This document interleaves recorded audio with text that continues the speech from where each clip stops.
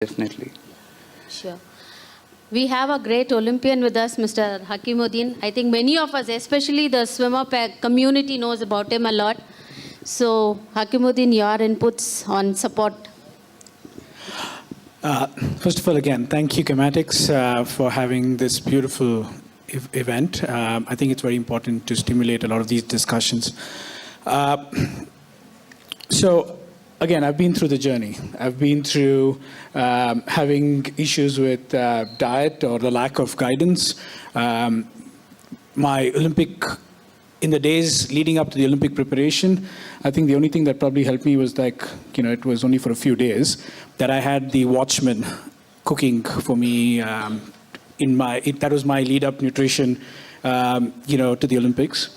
In terms of both injury prevention as well as in fitness, we just worked very, very hard. We weren't very smart back then, but thankfully, I can say a lot has changed since.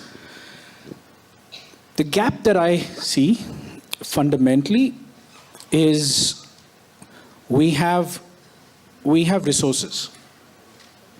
Okay, so I mean, a lot of work that I've been involved with in different capacities, I see first everyone complaining about resources. So let me clarify. So financial resources is one, and the other is then resources of specialists that require to help in different ways. So first, in terms of financial resources, I believe today we've reached a point where there is adequate financial resources. We can always wish for more, and always more can help up to a certain point. But I would say if financial resources are there, the problem is it's not spent effectively. So for me, sport like swimming, people come up and tell me, Hakim, it's very expensive. I mean, I have 8, 10-year-old kids who say, we're giving up the sport because it's expensive. And for me, fundamentally, there's a problem. There's a question that we need to be asking ourselves, are we focusing on the right things at the right time? And when do we do what we need to do as we move forward? Government, for example, somebody mentioned, government is spending. You're talking about grassroots, talking about sports schools, we have that concept. We have the concept, we have the government sports schools that identify talent, but if we really are asking the hard questions, the outcomes are not what we would be proud of. Right. So the resources exist. Money is being spent. Money is being spent by parents, money is being spent by government, money is being spent by institutions, schools, colleges. Yes, we want more, but let's go back and ask, even with whatever little is being spent, can it be better managed? Can it be better spent? Can it be more effectively managed to get better outcomes? Two areas that I see that people end up spending a lot of money on is competitions and training, getting better training. So today, when a child reaches a certain standard, they want to get international exposure in both training and competitions, and that's where things get exponentially expensive. Why is it that the cost of access to this is much cheaper in the US or in Australia? Because a child gets access to world-class, and this is world-class that I'm talking about. World-class, not non-medalist meets, not low-level competitions.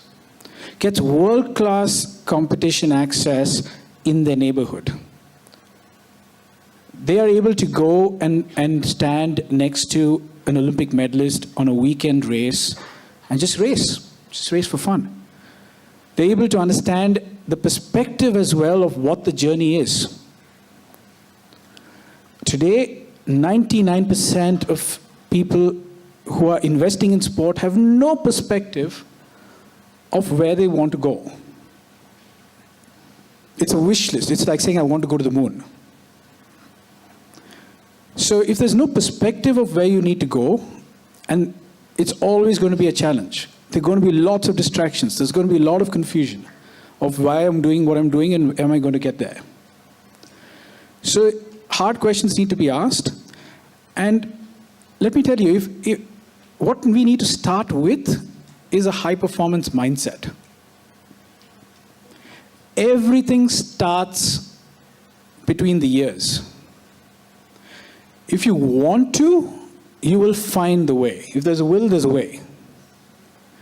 If there's no will, you'll find a lot of problems of why you can't.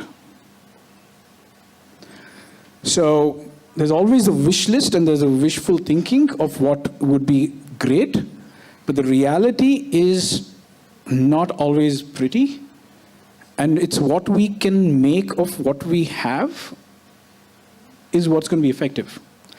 I did not come from a privileged background. I did not have the best of means in many ways, but it was a small ecosystem starting with my family that said, okay, you know what, we will look at doing the best we can with our resources. And so I can tell you that sport need not be expensive, up to a point. So today, a lot of kids with extremely incomplete skills, incomplete fundamentals are spending, like, some of them have pointed out, on extremely expensive equipment. I mean, all that is cute, but I mean, if Michael Phelps wore shorts and I wore the fanciest swimsuit, he might still beat me, because his fundamentals are at a different level than me. So I would say it's about prioritizing, having a plan. Again, 99% do not have a plan. A small thing, when I stepped on the other side of the field to start working with India's top athletes across sport, including some of the top swimmers, it was a very simple thing of saying, what's the plan? What is the athlete and the coach working towards? What are they defining as the pathway for minimum 2-year cycles? Because you have minimum 2 years that you need to have a plan of saying what's your training phase, what's your competitive phases, what's your recovery phase, and then have that multiplied over many years, but minimum 2 years. And say, and there was even till date, that's a big gap. Because of which, even experts that are there, like nutrition or fitness or rehab, they all get compromised, or their efforts get limited because it's often not well integrated into the larger plan. So these are just a few pointers from my side. I think we have adequate resources if we just efficiently manage it, have a high-performance mindset, and have a plan. I think we should be able to then achieve at a very different level. That's a very nice point.